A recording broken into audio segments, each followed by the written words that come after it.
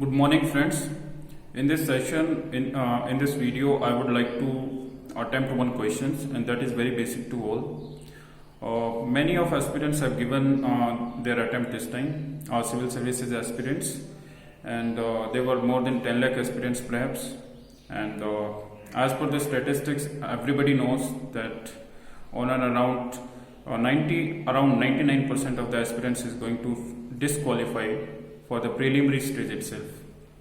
So sometimes the negative thought starts coming to our mind, and people start thinking, students start thinking that they have failed the examination, they have flunked the examinations, and they are perhaps not eligible, and there is something wrong with them, and there is something wrong with their strategy, their preparations is not up to the mark, perhaps their personality is not built like that, they are not able to grasp, they have given their 100%, and after all the results is not in their hand, results is negative. So I would like to stress on one point and the one word: flunked or failed. In fact, you never fail in your life. How come you fail? How can you fail? If you have given your 100%, you have learned many things and you have read many books.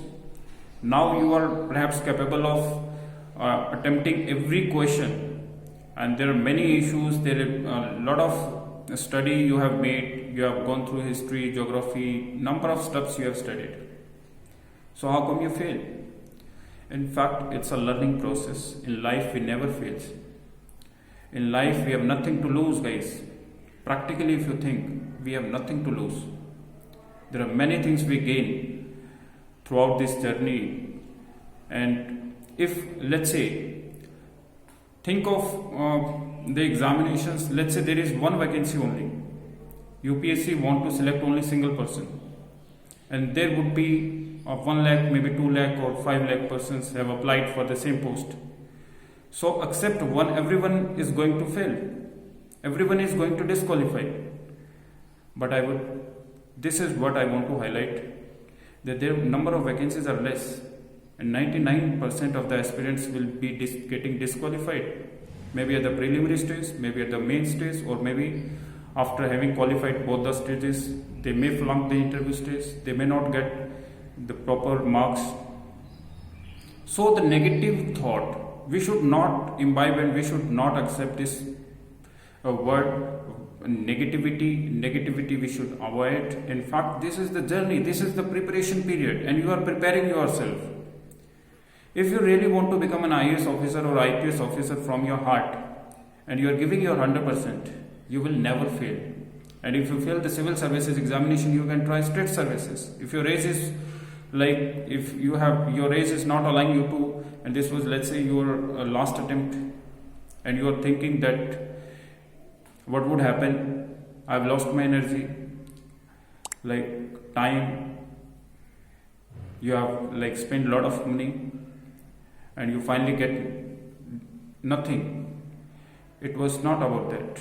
It's a wrong interpretations. In fact, we have lot of things we have learned and we have inculcated in our behavior. You are perhaps unknown to a lot of them.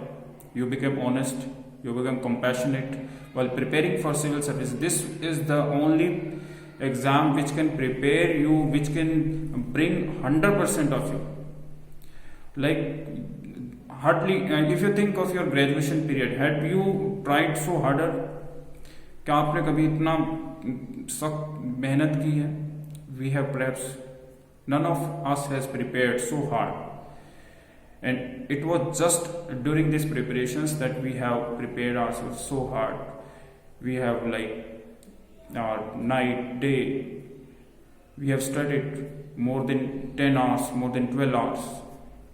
So I would like to stress again, in life, if you are preparing, if you are learning something, your communication gets improved. While preparing for civil service examination, your writing skills, reading skills, your way of looking, your decision making power, your logical reasoning, everything gets enhanced, and that can be put to use in different fields. Guys, there are a number of fields. IAS comes on the 10th rank. There are number of fields, there are number of jobs, there are number of posts which are given higher rank than IAS even. Politicians, cabinet ministers, governor, Bharat Ratna awardee. There are many posts which are higher than the IAS posts. And if you in your heart have decided and you think that you only want to become an IAS officer, then you should try harder. It's a relative competitions you have to fight. It's all about your opponents, how hard they are trying. You should look in yourself. Till the time you are improving, you will be the part of race.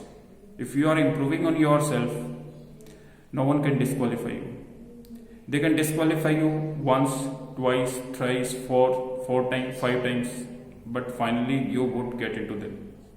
And let's say if you still after 6 attempts you have not qualified, then what would happen to you? There are many various fields. You can become a good teacher, you can become politicians, you can educate persons, society. There are number of fields which you can try your experience, right? You can contribute this in the society in different way.